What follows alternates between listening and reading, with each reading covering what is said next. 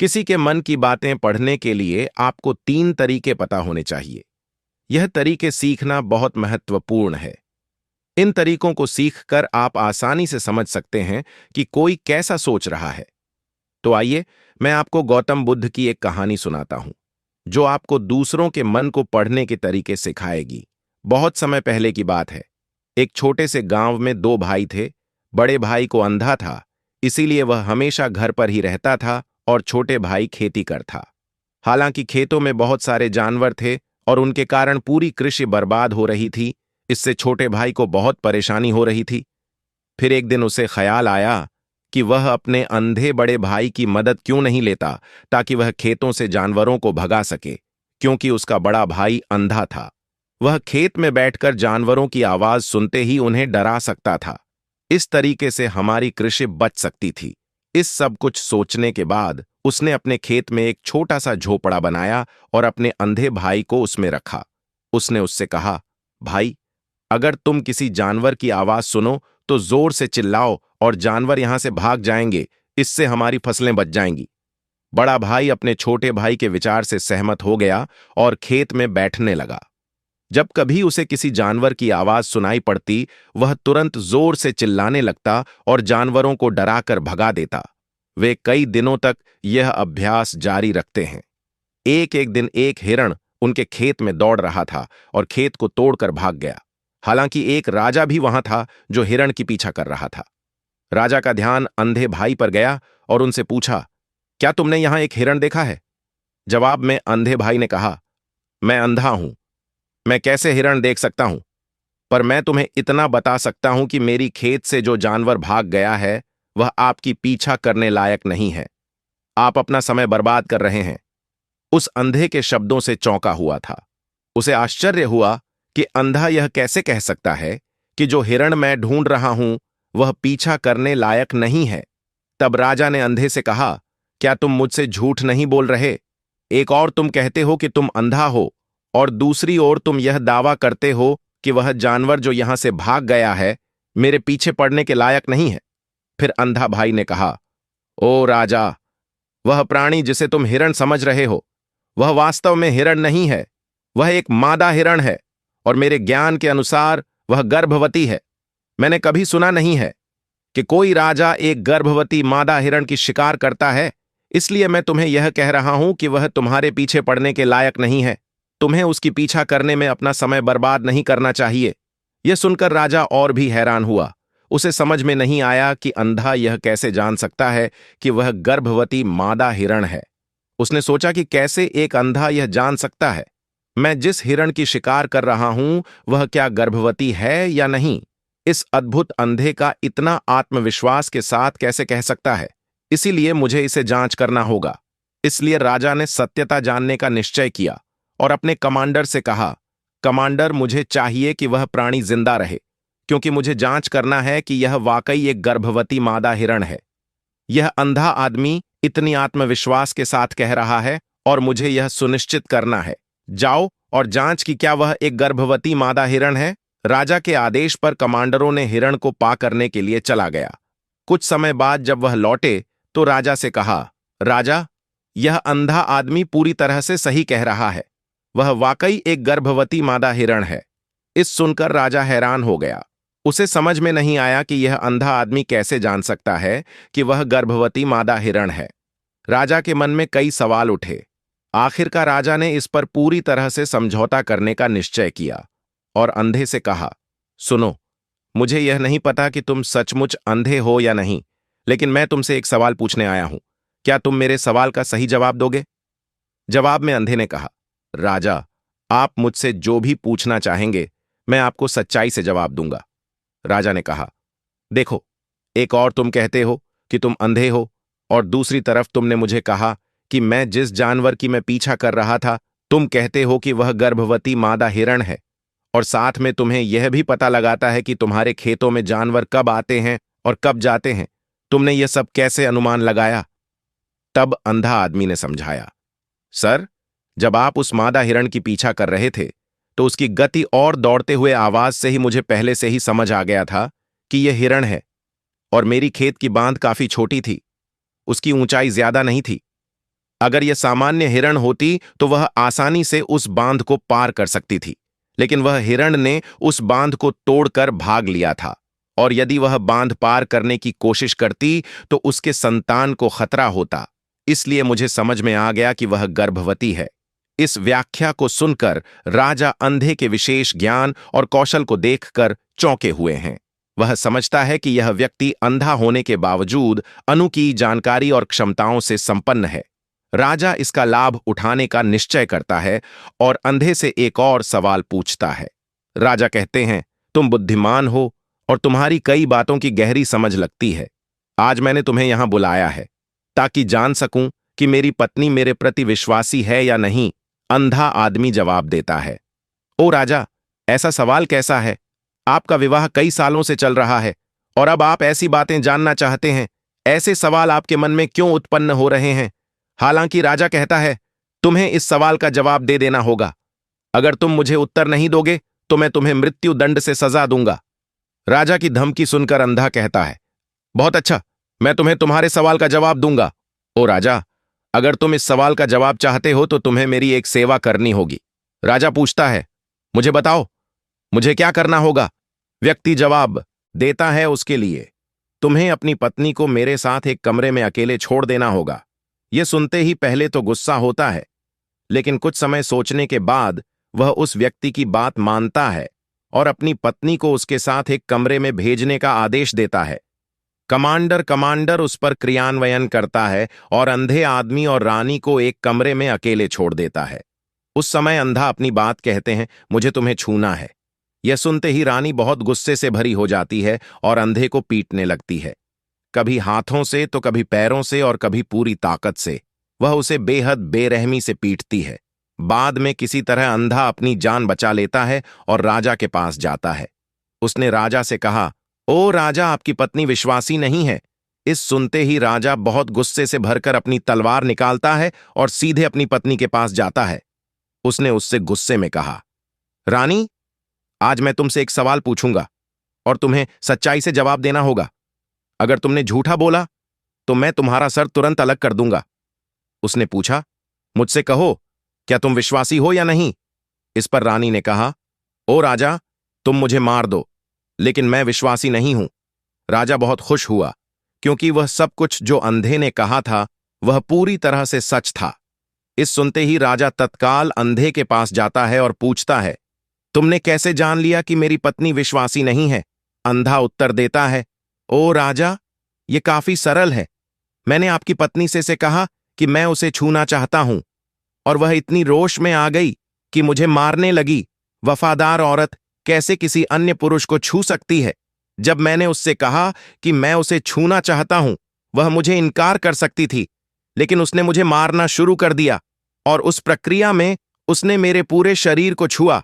अब तुम मुझसे बताओ, इस प्रकार की औरत विश्वासी कैसे हो सकती है? राजा कहता है, तुम बहुत बुद्धिमान हो। ठीक है, तो चलो आगे बढ़ते हैं। उसके बाद वह जोर से कहता है, एक और सवाल का सही जवाब दो और मैं तुम्हें यहां से जाने दूंगा। राजा फिर पूछता है, मुझे बताओ, क्या मैं सचमुच मेरे पिता का बेटा हूं या किसी और का? इस पर अंधा आदमी उत्तर देता है, ओ राजा, इससे तुम्हारा क्या लेना देना है? चाहे आपके माता पिता कौन हो, आप इस राज्य के राजा हो, तो इस सवाल को छोड़ दो।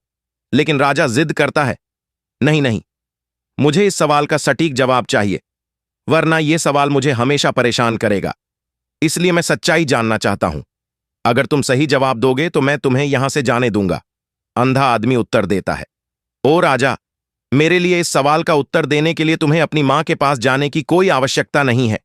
मैं अभी बता सकता हूं कि तुम किसके बच्चे हो, लेकिन उससे पहले मैं चाहता हूं कि तुम मुझसे वादा करो कि तुम मुझसे गुस्सा नहीं करोगे। राजा कहता है, हां, मैं वादा करता हूं कि मैं गुस्सा नहीं करूंगा। फिर आदमी जवाब देता है, ओ राजा, मैं तुम्हें बताने की आवश्यकता नहीं है कि तुम सचमुच अपने पिता के बच्चे हो। मैं तुम्हें अब बता दूं कि तुम मेरे स्वामी राजा और परमेश्वर के पुत्र हो। मैं वादा करता हूं कि मैं आपसे गुस्सा नहीं होऊंगा। फिर अंधा राजा से कहता है, तुम सचमुच अपने पिता के बच्चे हो, लेकिन तुम एक कंजूस व्यापारी की छाया में भी हो। यह सुनते ही राजा बहुत खुश हो जाता है और तत्काल अपनी मां के पास जा जाता है। उससे कहता है, माँ, कृपया मुझे सच बताओ, क्या मैं सचमुच अपने पिता का बच्चा हूं या किसी अन्य का? अगर तुम मुझे सच नहीं बताओगी तो मैं यहां ही अपनी जान दे दूंगा। मुझे सच बताओ क्या है। राजा की मां कहती हैं, पुत्र, तुम सचमुच अपने पिता का बच्चा है, लेकिन तुम एक कंजूस व्यापारी की छाया में भी हो। जब मैं नहाकर अपनी आवश्यकता अनुसार देख रही थी तो मैंने तुम्हारी ऊपर कंजूस व्यापारी की छाया देखी। ये सुनते ही राजा बहुत खुश हो जाता है और तत्काल ही अंधे के पास लौटता उससे पूछता है, तुमने कैसे जान लिया कि मेरी ऊपर कंजूस व्यापारी की छाया थी? अंधा जवाब देता है, ओ राजा, आप मुझसे कई सवाल पूछते हैं और मैंने सभी के सही उत्तर दिए हैं। अगर आप कोई अन्य राजा होते तो मैंने अब तक कई पुरस्कार प्राप्त कर लिए होते, लेकिन आपने मुझे कुछ नहीं दिया। मैंने अब तक एक भी पैसा नहीं लिया है। इसी से मैंने अनुमान लगाया कि आप बहुत कंजूस हैं। यह सुनकर राजा हंसते हुए कहता है, जो भी तुम मांगो मैं जरूर दूंगा, लेकिन मुझे बताओ, तुम कैसे जान लेते हो क्या सही है और क्या गलत? और तुम इतने सटीक और निष्कलंक उत्तर कैसे दे सकते हो? अंधा आदमी कहता है, ओ राजा, मैं प्राकृतिक रूप से अंधा हूं। अगर मेरी आंखें होती तो मैं किसी के विचारों को आसानी से समझ सकता। मन का अपनी भाषा होती है और इस भाषा को किसी के शरीर की क्रियाओं में देखकर समझा जा सकता है। व्यक्ति की आंखों, होठों, काम करने के तरीके और उनकी गतिविधियों को देखकर हम समझ सकते हैं कि उसके मन में क्या चल रहा है। इस पर आधारित हम किसी की विचारों को जान सकते हैं। लेकिन मैं अंधा हूं, इसलिए मुझे क्रियाओं के माध्यम से जानना पड़ता है। अगर मुझे कुछ जानना होता है तो मैं अगले व्यक्ति को कार्य सौंपना पड़ता है। देखना होगा कि वह कैसे काम करता है और उसके आधार पर मैं समझ सकता हूं कि उसके मन में क्या चल रहा है। इस सुनते हुए राजा पूछता है, क्या इसका मतलब है कि मैं भी किसी के विचारों को जान सकता हूं? इस पर अंधा आदमी कहता है, बिल्कुल, आप भी किसी के विचारों को समझ सकते हैं, लेकिन उसके लिए आपको पहले अपनी आत्मा पर काम करना पड़ेगा और वह काम है अपनी मानसिकता को शांत करना, अपनी मानसिकता को वर्तमान में लाना। इसके लिए आज मैं आपको 3 तरीके बताऊंगा और यह 3 तरीके बहुत ही सरल और आसान है। लेकिन राजा, इससे पहले आपको एक चीज करनी होगी, अपनी मानसिकता को संकेंद्रण दूसरों के विचारों को समझ सकते हैं, क्योंकि वह व्यक्ति वर्तमान में सोच रहा है और हमें भी अपनी मानसिकता को वर्तमान में लाना होगा, तभी हम उनके विचारों को समझ सकते हैं। अगर हम पिछली घटनाओं के बारे में सोच रहे हैं तो हमें यह कैसे पता चलेगा कि दूसरा व्यक्ति वर्तमान में क्या सोच रहा है, क्योंकि हम पिछली घटनाओं में लिपटे हुए हैं। तो किसी के विचारों को जानने के लिए सबसे पहले हमें अपनी मानसिकता को संकेंद्रण। उसके बाद यह व्यक्ति राजा से कहता है, राजा, मैं जरूर 3 तरीकों को बताऊंगा जिनसे आप किसी के विचारों को आसानी से समझ सकते हैं। इसके बाद अंधा राजा से कहता है, राजा, पहला तरीका है आंखों पर ध्यान देना। किसी से बात करते समय सबसे महत्वपूर्ण यह है कि हम उसकी आंखों में देखें, क्योंकि आंखें बोलती नहीं, लेकिन वह बहुत कुछ कहती है। अगर हम उस व्यक्ति की आंखों में के संकेतों को समझना सीख जाते हैं तो हम जान सकते हैं कि उनके मन में क्या चल रहा है, वह क्या सोच रहे हैं और वह क्या करने वाले हैं। मेरी अपनी आंखें नहीं है, लेकिन मैंने यह कौशल प्रिय गौतम बुद्ध से कई साल पहले सीखा था। वह मेरे शिक्षक और मार्गदर्शक थे। उस समय मेरी आंखें थीं और मैं सिर्फ उनकी आंखों के माध्यम से लोगों के विचारों को समझ सकता था। इसीलिए अगर आप भी दूसरों के विचार जानना चाहते हैं तो आपको उनकी आंखों पर ध्यान केंद्रित करना चाहिए, जैसे कि उनकी निगाह वह कहां देख रहे हैं और किस दिशा में है। अगर जब आप उनसे बात कर रहे होते हैं उनकी आंखें इधर उधर घूम रही हो तो यह मतलब है कि वे बातचीत से बचने का तरीका ढूंढ रहे हैं और कोई शायद झूठ बोल रहा हो। अगर व्यक्ति सीधे नजर से टकरा रहा है तो यह मतलब है कि उसका डर है कि उनका झूठ प्रकट हो सकता है और लोग सच्चाई को जान लेंगे। लेकिन अगर उनकी आंखें बिना हिले आपको देख रही हैं तो वह शायद ईमानदार हो सकते हैं और उन्हें आपसे बात करना और अपने विचार साझा करना है। इसके अलावा देखें कि उनकी भौं कैसे हिल रही है।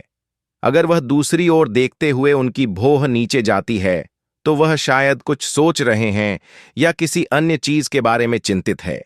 अगर उनकी भौं ऊपर जाती है और उनकी आंखें बड़ी हो जाती हैं, तो वह आश्चर्य या जिज्ञासु हो सकते हैं, जिन्हें आपके विचारों के बारे में यहां तक कि देखें कि उनकी पूंजी इतनी बड़ी या छोटी है।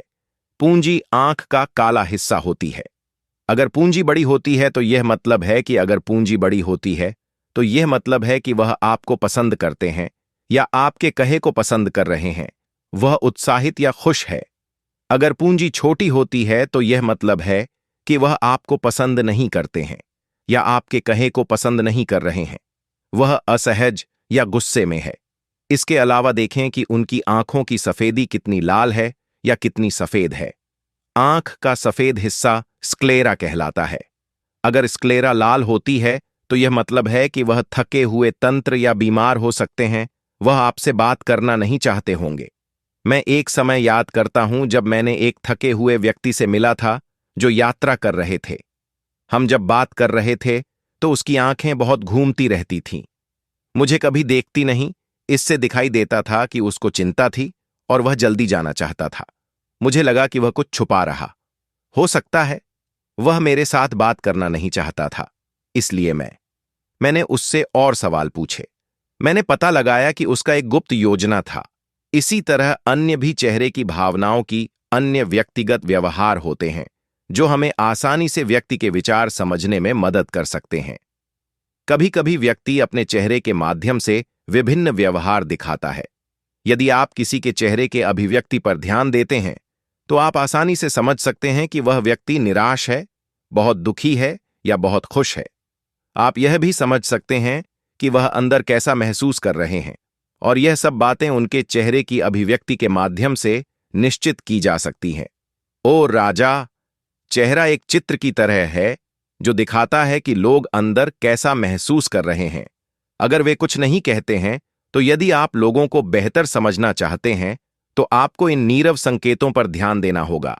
जब आप किसी को देखते हैं जिनका मुंह नीचे की ओर मुड़ जाता है और छोटे से दुखी चेहरा बनता है, तो आम तौर पर यह मतलब होता है कि वह खुश नहीं है, संतुष्ट नहीं है या कुछ हार गए हैं।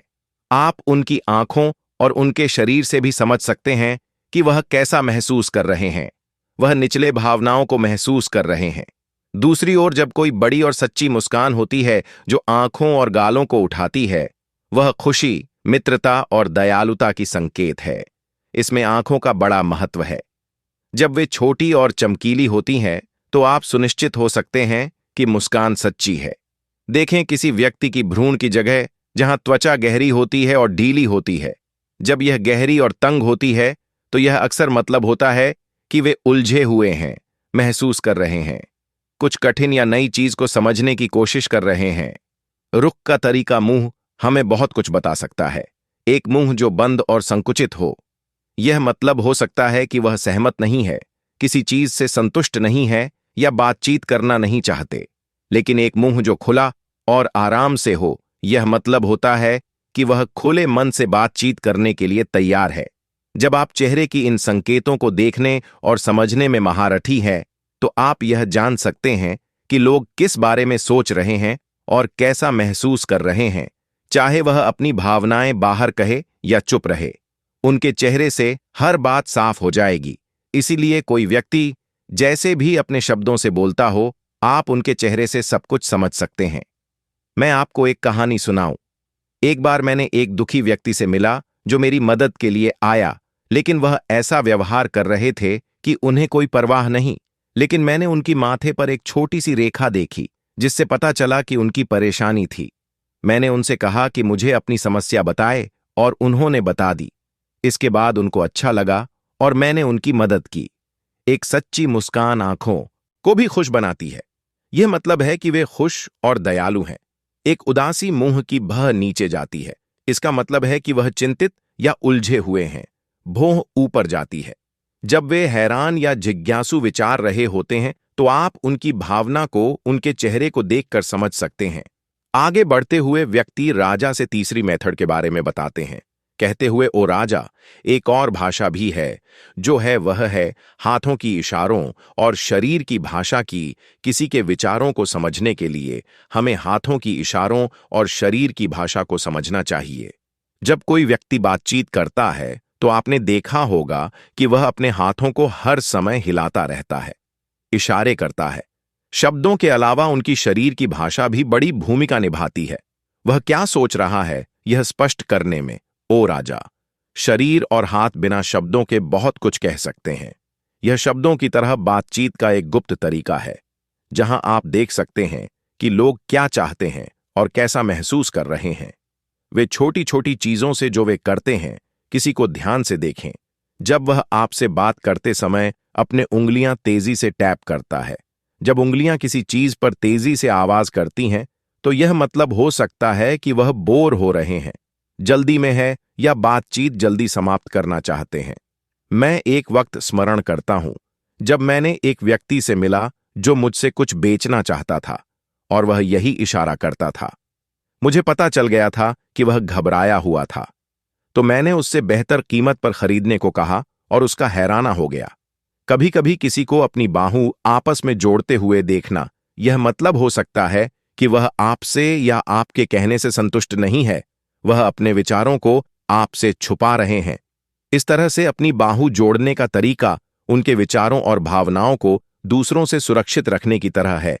इस चिन्ह को देखकर आप जब उनसे बात करें तो दयालु और सतर्क रह सकते हैं, ताकि वह आपसे अधिक संतुष्ट और खुले मन से मिल सके।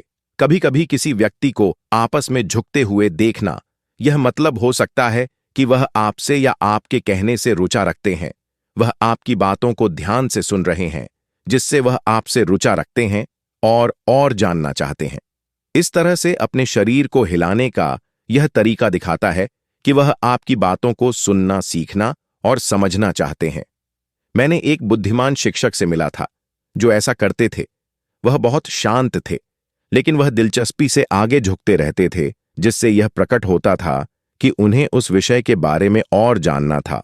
कभी कभी लोग जब आपसे बात करते समय अपने चेहरे को छूने की आदत डालते हैं, तो आपको पता चल सकता है कि वह किस बारे में सोच रहे हैं।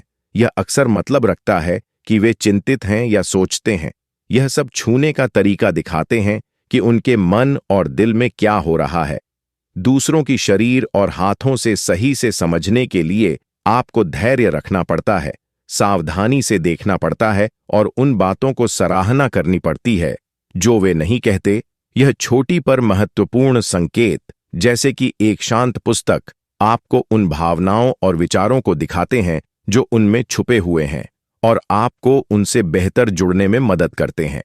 अगर हम इन 3 तरीकों पर ध्यान देते हैं और उन्हें सही से समझते हैं, तो हम तेजी से पता लगा सकते हैं कि किसी के मन में क्या चल रहा है, वह हमारी बातों को कितनी ध्यान से सुन रहे और उनके मन में क्या हो रहा है। लेकिन इससे पहले आपको अपने मन को ध्यान में लाना होगा और उसे वर्तमान में लाना होगा। तभी आप इन सभी क्रियाओं पर ध्यान दे सकते हैं, उन्हें समझ सकते हैं और महसूस कर सकते हैं कि उनके मन में क्या चल रहा है। अन्यथा अगर आप पूर्व घटनाओं या भविष्य के योजनाओं में प्रवृत्त हैं, तो आप कभी भी व्यक्ति की शरीर भाषा पर ध्यान नहीं देंगे और आप कभी नहीं समझ पाएंगे कि उनके मन में क्या हो रहा है, वह क्या सोच रहे हैं। आपने कई महान संतों और ज्ञानी व्यक्तियों को देखा होगा जो आपको शांति से देखते हैं और आपको बता सकते हैं कि आपके मन में क्या चल रहा है, आपने उनसे क्या सीखा है। और इसका सबसे बड़ा कारण यह है कि वे आपको पढ़ सकते हैं, आपको समझ सकते हैं, क्योंकि उनका मन संकेतिक शांतिपूर्ण है, इसलिए वह आसानी से आपके विचारों को समझ सकते हैं। मुझे आशा है कि आपने अब तक कहानी का आनंद लिया है और इससे कुछ नया सीखा है। यदि आपने ऐसा किया है तो कृपया इस चैनल की सदस्यता ले, इससे मुझे उत्साहित किया जाएगा कि मैं आपके लिए और भी रोचक और जानकारीपूर्ण कहानियां बनाऊं। देखने के लिए धन्यवाद और आगे आने वाली वीडियो के लिए बने रहे।